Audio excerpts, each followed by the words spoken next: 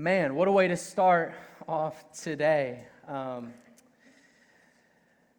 Good morning, City Light Church. Hopefully, if today is your first Sunday, this wasn't too chaotic or scary or intimidating to you, but hopefully was a glimpse into who we are as a church, a glimpse into what we truly believe here at City Light Church, that worship is a priority, and worship moves beyond just the music that we play and the songs that we sing, but it's actually in every movement, in actually every facet of the life of a believer. Worship moves beyond that. And so if you joined us over these last couple of weeks, we've been in a sermon series called Foundations, where we've been navigating through just that.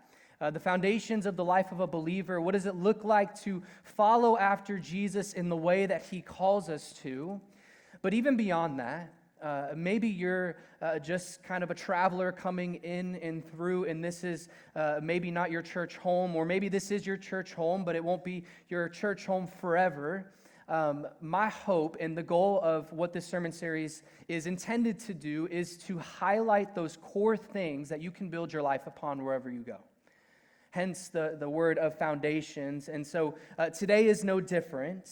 Today we're going to be walking through the idea of serving and the life of a believer and the call of the believer to service and what Jesus calls us to. And I would argue that serving is oftentimes sort of misunderstood.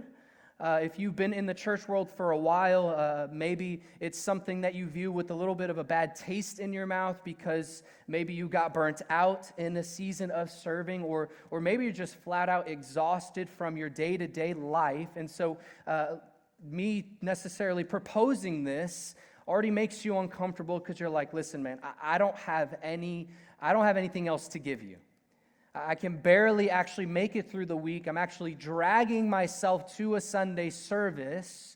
And so serving, maybe you start to sort of check out. But I would argue that serving and what we're going to walk through and how Jesus calls us to serve is actually one of the most joy-filled things that a follower of Jesus can actually participate in. And so if you're taking notes, jot this down as the title of today's message: Greatness Redefined. Greatness redefined. So I want to ask you a question, and it's not a difficult question, but answer it to yourself. What do you think makes someone great? How would you describe someone who is indeed great? And think about it for a moment. How do we as a culture, as society, typically define greatness? If you're a local to the Bowling Green area, or maybe you're not a local and you're passing through, but if the locals in the room will hopefully know what I'm talking about in referencing this, but there's a Facebook group called Spotted in Bowling Green. See, many of you are already laughing for a variety of reasons. I wonder if it's the same reasons that I have. But if you don't know what Spotted in Bowling Green is, it's honestly garbage. Let's just be upfront about it. I think everybody goes on that Facebook group just to complain about everything that goes on in this city. As if no city has people that drives crazy, or no city has a restaurant that maybe has a waiter that didn't treat you great. But for some reason, there is a Facebook page dedicated to, strictly in my mind, complaining. Except there's a few chances and a few posts that I'll see where, somebody drops maybe their credit card in the parking lot, or maybe there's a wallet that's found, and they'll post about it and how they, returned it to the place that it was dropped off at, whether it's at a Walmart or at a grocery store. And I always find it interesting because I'm one of those people that any post that I see on any social media platform, I go straight to the comments. The comments are the best space and place to really kind of dissect what is our culture about right now. What are people really into? And oftentimes there will be posts that I'll see where I'm like, man, there's no way anybody's going to really make fun of this person for what they did, but there's always that one person who's just roasting somebody for the sake of roasting them. I even noticed this morning somebody was posting Beyonce tickets, and somebody was upset at the fact that they were posting about Beyonce because she hasn't had a great hit since 2005. I'll let y'all determine whether that's true or not. That's not coming from me. But that's spotted in Bowling Green. But on the off chance, you get people who will post some nice things. And like I said, somebody will post like a wallet that they found. And in the comments, it'll be people who are really like praising somebody for doing the right thing. They're praising them and saying, wow, look at you returning property that's not yours to the store that hopefully the person will find. And I found it just kind of funny because if that is our standard of greatness and then that's the bar, then I think we have a problem as a culture. But Jesus, he does something interesting in the Gospel of Mark. And if you have your Bible with you, you can go to Mark chapter 10 because that's where we'll be living today. Verses 42 to 45. But Jesus, he defines greatness as something different. And Jesus, he isn't talking about random acts of virtue when it comes to serving. And he isn't talking about the sort of small performative acts that oftentimes our culture sort of notices and elevates above things. But he's talking about a whole new way of living. There's a posture of humility that's, it's not necessarily tweetable, it's not flashy, and quite honestly, it's not the prettiest, it's just consistent and it's Christ-like. But here's the trap I would say a lot of us can oftentimes fall into when it comes to serving, and maybe this is you, but oftentimes we can affiliate or associate serving as the people who are really passionate. The people who have the personality type, or maybe you're familiar with, Myers-Briggs or the Enneagram, and sort of those things that we kind of box people into, and depending on where you fall in those categories can sometimes determine for you whether you'd be a good candidate or whether you'd be qualified for something like this. But I would argue, and I believe that Jesus proposes this to us, that if you are somebody that claims to follow Jesus, then it doesn't matter your personality type. It doesn't matter where you fall in those personality tests or giftings. We're called to serve. And so if Jesus actually came to serve and we're not serving, then there's a disconnect that must be happening. And let me preface with this before we even go further and start to dissect Scripture today. My goal today is not to guilt trip you into signing up for Serve Day that's happening on Saturday. Though I think it would still be a good thing. Maybe a little bit of guilt. That's okay, right? I'll just post you and spot it in Bowling Green and say you didn't serve. But seriously, my goal isn't to guilt trip you. My goal isn't to make you feel like, okay, well, Gabe's asking us, I got to sign up to be on the dream team, and if I don't, then I'm going to feel a sense of shame. But my goal is to present to you actually what happens to us, not to the people that we serve, though that is a part of the equation, but what actually happens to us when we actually take this decision upon ourselves to say, you know what, this is a part of the call. This is a part of who Jesus calls me to be, and so of course I must say yes, even if it's a bit uncomfortable. See, the world would define greatness by a sense of visibility, a sense of achievement or applause, but Jesus, he defines it by faithfulness, humility, and love.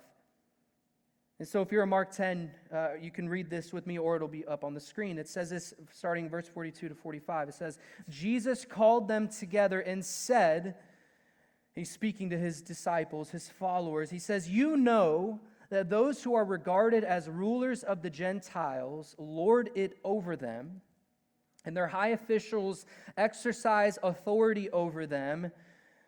And notice this part. Jesus says, not so with you. Instead, whoever wants to become great among you must be your servant. And whoever wants to be first must be slave of all. For even the Son of Man did not come to be served, but to serve and to give his life as a ransom for many. And so if you're jotting down notes, I've broken this up into kind of three sections, but the first is this, the world's view of greatness. And so Jesus says this, he says, you know that those who are regarded as rulers of the Gentiles lord it over them. And so what is Jesus saying here? In the context of this is in ancient Rome, power, authority was public, and it was about hierarchy. And so you were as important as the number of people actually beneath you. And so depending on where your status was in society, they would evaluate how great you were or how powerful you were based on how many people you had beneath you. And the system that the disciples are framing their sort of thoughts behind, and why Jesus is addressing them in this moment, is that system in mind. Is this power structure that's not what Jesus came to actually do. And they were influenced by this system, a worldview where greatness is about how high you climb. And so James and John, in this interaction, and if you know how the story goes, they sort of ask Jesus this kind of interesting question about sitting at his right hand, and they're asking about these top spots in Jesus' kingdom. And they think in this moment that they're making a spiritual request, when in reality, they're actually importing worldly ambition into God's kingdom. And so maybe you've heard this phrase sort of said before, but with the kingdom that God came to build and the kingdom that Jesus came to establish was actually an upside-down kingdom, where the things that are oftentimes viewed as most important, Jesus would deem as least. And Jesus says, and he stops them in this moment, and he says, "Not so with you." Almost to imply the people that are going to follow after me have to view things a little bit differently. They have to live their lives in such a way that is going to look different than the world. And this is more than just a rebuke that Jesus is giving to his disciples. He's actually bringing and ushering in a complete revolution to how we're supposed to operate in this world. Is Jesus saying in this moment, hey, I'm building a people who don't chase titles. I'm building a people that aren't chasing the status. They don't ascend in status, but rather they actually descend into a position of humility. And to be clear about something here, Jesus, he's not condemning the desire to want to arrive somewhere. He's not telling you, hey, if you're some CEO or if you are very successful in life, then shame on you. But rather, in those positions, he wants us to understand where our value and where greatness actually stems from and where it comes from. And so Jesus actually redefines the kingdom in this kingdom redefinition and saying, whoever wants to become great among you must be your servant. See, Jesus redefines how we actually arrive to greatness. See, kingdom greatness isn't actually about being first, but it's about going last. It's not about recognition, it's about a readiness to actually love people where they're at. And the word servant in the Greek and how Jesus is utilizing this is diakonos. Everybody say diakonos. And it refers to someone who willingly takes responsibility for others' well-being. I mean, think about that for a moment. To take responsibility for somebody else's life. I oftentimes think about, going into a restaurant and the waiter, sort of sits you down and presents themselves as, I'm so-and-so, I'm going to be the one taking care of you tonight. And you know what's interesting? I've never sat down at a restaurant, at least not yet, and they ask me, hey, real quick, before we get started, can I see your bank account to make sure that you can actually afford this place? Real quick, can I make sure, let me see your followers on social media to assure that you actually have the ability to be in this room. But Jesus does something, and he presents something here. A servant is to take responsibility for somebody else, regardless of their status, regardless of where they are in terms of how they fall in society and how they're viewed. But Jesus takes what society sees as lowly and says, this is true leadership. And so in Jesus' time, status was everything. Public honor determined your place in the world, but Jesus flips this on its head and invites us into a kingdom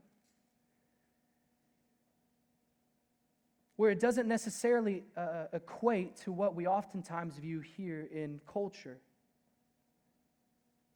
And Timothy Keller had a quote that said this: "You're not too important to serve, you're too formed by Jesus not to." Let me say that again. You're not too important to serve, you're too formed by Jesus not to. Almost to imply that wherever you're at in your spiritual journey, wherever you're at in your spiritual formation, that there's actually a call and you're being formed by it, whether you want to or not. And so in a culture obsessed with hustle and with platforms, and I believe that serving, it actually slows us down and it reminds us of who we really are. It actually challenges us to slow down, which I know is kind of a cuss word for a lot of us, right? The idea of slowing down would be almost inappropriate for how our lives are. Because if we were to truly slow down, then that would imply that something else has to be sacrificed. And if I were to slow down, then Gabe, you don't understand that other things are going to fall through. But serving reminds us of whose we really are.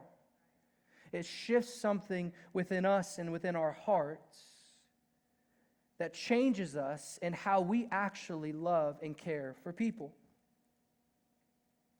See, in what we do here at City Light Church, we have, this is a church plant, shocker. I know, we actually don't own the building of Nicely Center, but we load in and load out every single week. We have set up, everything that you see is set up hours before you actually arrive. And our goal of what we want to create here is an atmosphere that actually is an atmosphere that invites the presence of the Holy Spirit, number one, but also is a space where it feels like it's hospitable.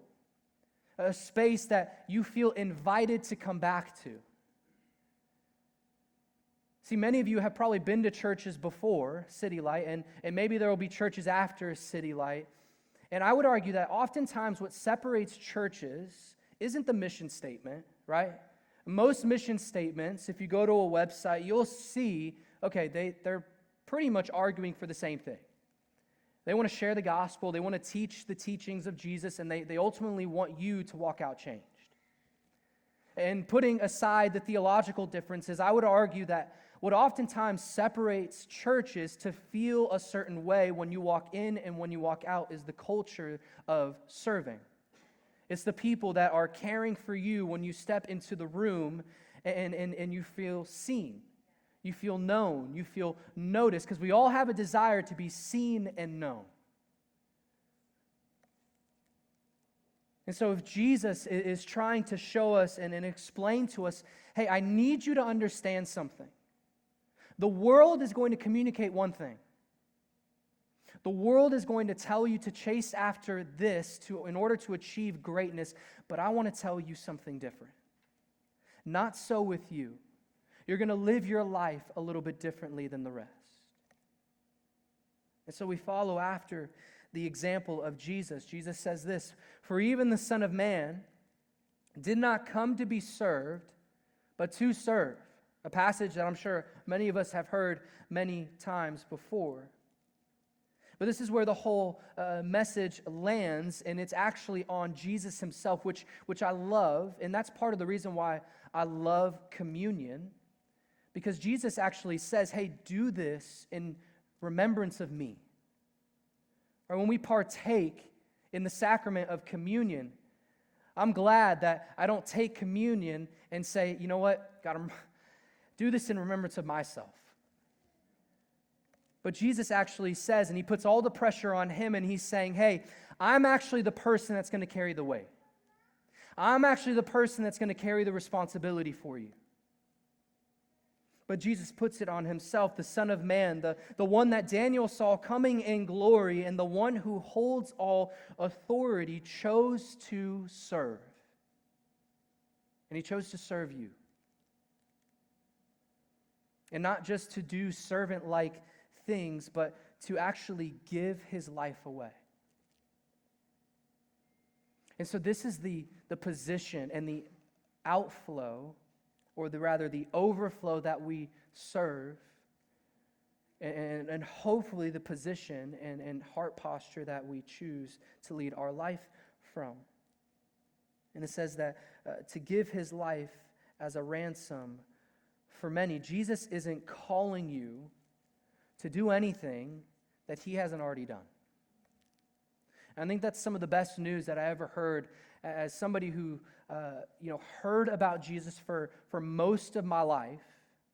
I think some of the best news for me was understanding that Jesus isn't asking me to do something that he didn't do himself. And Jesus didn't come to actually be admired, but rather Jesus actually came to be poured out, to serve, and to lay his life down on his own accord. And that word ransom, it actually means to buy freedom for someone who couldn't free themselves. To buy somebody's freedom who can't actually earn it or achieve it on their own. And this is the gospel. And so if it's ever been confusing, if you've heard that word, the gospel, what does that really mean? I've heard that shared before, the good news. Like, how can I truly understand it, Gabe, in its simplest form? And it's this, it's that Jesus served you by substituting himself for you. Let me say that again. Jesus laid his life down for you in your place, on your behalf, to serve you, to care for you, to see you, to free you from your sin. He stepped in. He paid the cost. He set you free. So what do we do with this, right? Okay, we sign up for the serve day. Gabe, great. Is that the end goal? I want to pause for a second because I know messages sometimes like this and how they can land, and maybe I'm just hypersensitive to it, but some of you are already running through your week in your head, and you're busy. You're stretched.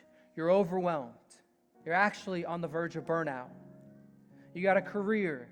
You've got a family. You've got kids to provide for. You've got school. You've got 1,000 to-dos. And the least thing you need, and the last thing you need, rather, is someone at church telling you to do more.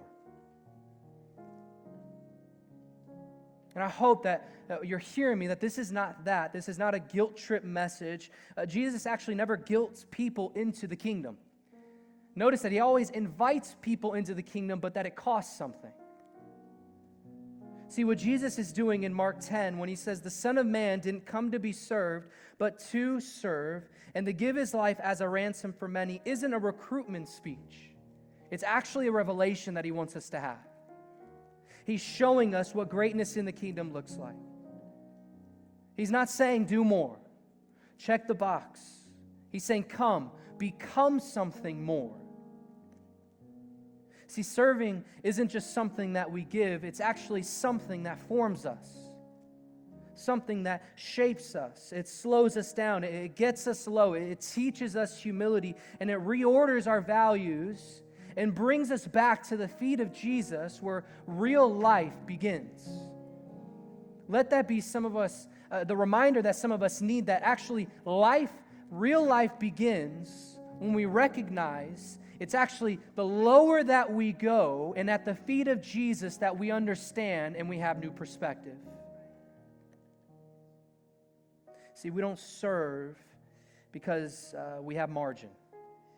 We serve because we want to become like Jesus. And just like exercise, doesn't wait for convenience, I wish it did, neither does spiritual formation.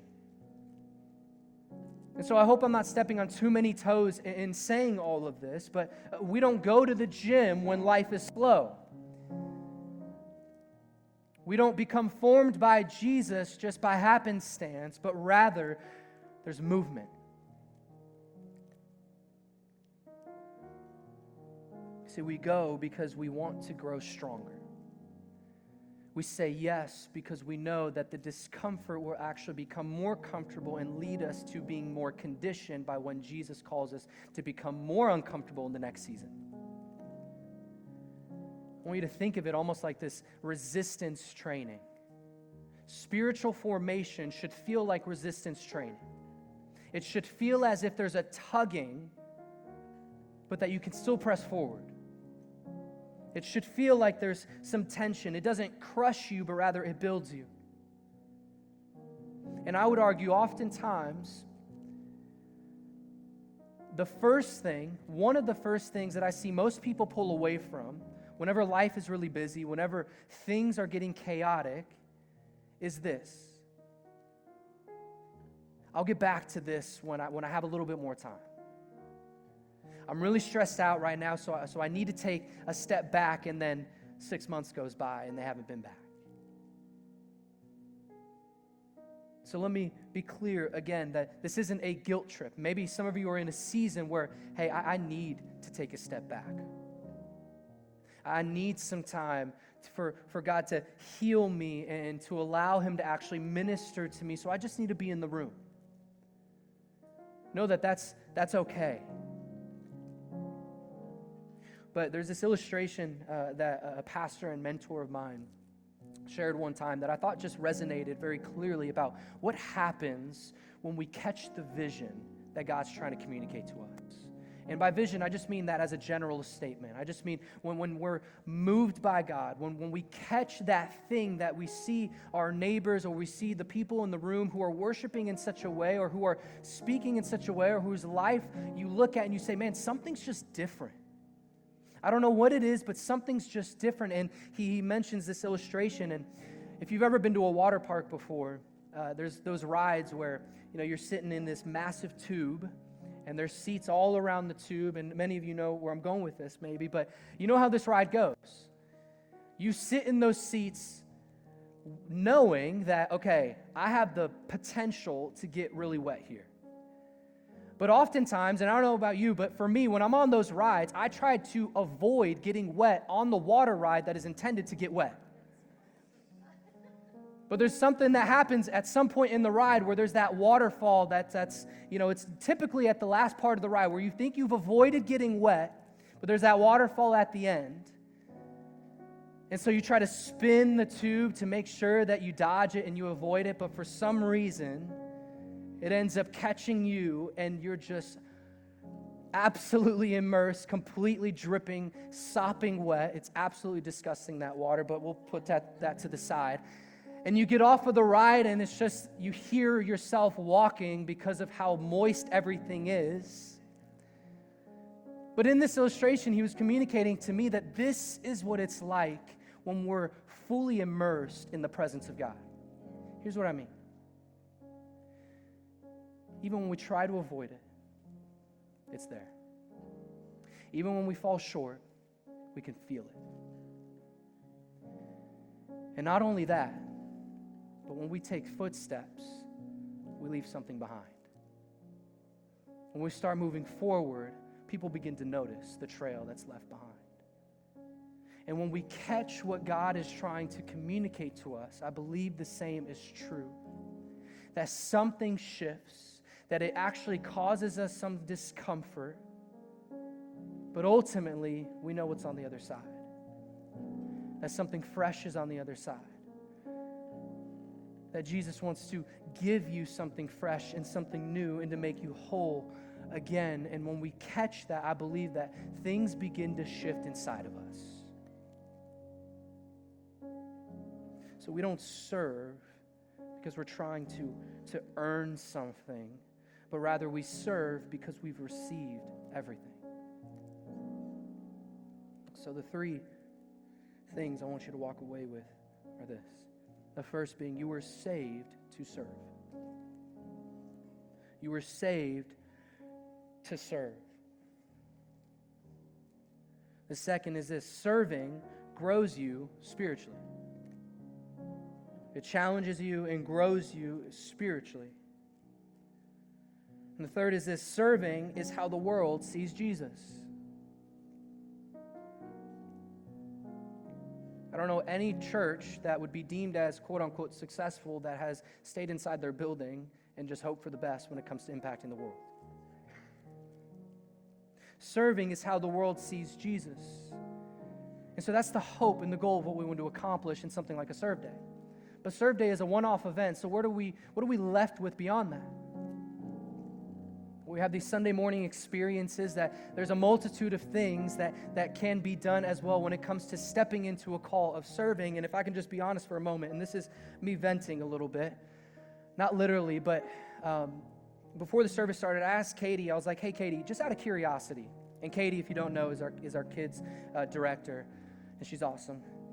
And I said, hey, out of curiosity, how many Dream Team volunteer members would you need in order to show up on a Sunday and say, man, we're set. I feel really, really confident about all the volunteers that we have in place today. We're good to go. And in my head, I thought she was going to say like 2 to 3, maybe 5 at the most. She said 8 to 10. And so, again, I feel like a broken record. My goal is not to guilt trip you. My goal is to present you the reality that you're a part of this call.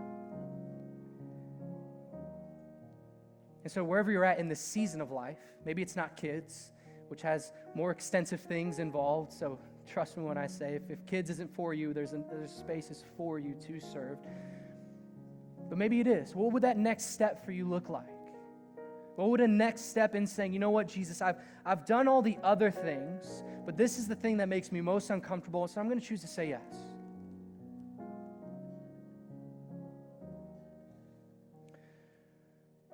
The kingdom of God moves forward on the backs of ordinary people. Isn't that the weirdest thing? That the greatest gift, the most impactful thing of this world is actually on the backs of ordinary people that God invites us into. And so I want to challenge us today to honestly live in that tension of, okay, what's next for me? Maybe it is to say yes. You know what? You guys have been asking me to go to Growth Track. You guys have been asking me to say yes to taking a next step in serving, and I've kind of avoided it. But maybe it's that, but maybe it's just to say yes and saying, you know what, Jesus, I'm going to let you make me feel uncomfortable. I'm going to allow you for the first time to meet that discomfort head on and say, you know what? I'm going to embrace it. I'm going to allow you to form me. But ultimately, I want you to be reminded that Jesus came to serve you and to lay his life down for you and on your behalf. Things begin to shift in our lives when we're impacted by the most simplest things. I can remember growing up and being fascinated by miracles. And I can remember reading stories, and I can remember hearing testimonies from different people about radical things that they had seen witness in their life. And I can remember that stirring stuff inside of me. And it was incredible. But something was strange because I realized that, well, wait a second. Why aren't these things happening every single day? Why haven't I seen all of these things that I keep seeing people talk about every single day? And maybe, perhaps, God wants us to understand that it's actually the ordinary that is the most miraculous thing that we can experience, because it's in our presence of God that we experience transformation. It's in the presence of God that the ordinary actually impacts us. So if you feel like, hey, my life's ordinary, good news. I believe God's got something for you. And so in all of that, I want you to know that God sees you. He's got a call for your life. He's got a plan for your life. And oftentimes, it's saying yes to the things that make us uncomfortable. Saying yes to something like, hey, serving is my next. That I believe will shift and change something inside of us. But what would it look like for you today to take a next? What would it look like for you to take a next in your family's life? What would it look like for you to say yes to serving your spouse in a fresh way? That's for me. What would it look like for you to say yes to serving your kids in a way that they haven't been served before? What would it look like for you to serve your community, your coworkers, and your business partners in a way that actually reflects what you've received in Jesus? Something shifts when we catch that and allow that waterfall to wash over us and to impact us moving forward.